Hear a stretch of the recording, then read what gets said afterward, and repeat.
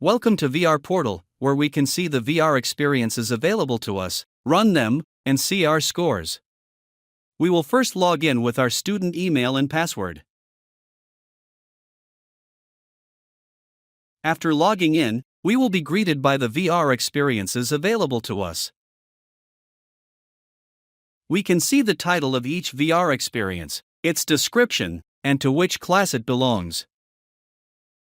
If the VR experience was previously attempted, we'll be able to see the score for our latest attempt, and the average score across all attempts. If the VR experiences hasn't been attempted yet, it will have an active status, and no scores on display yet.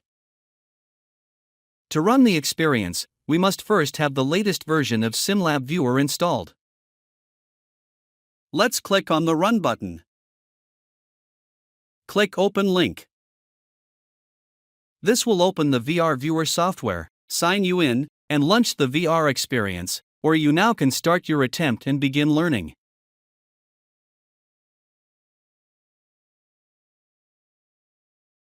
After finishing it, refresh the website to see your updated score.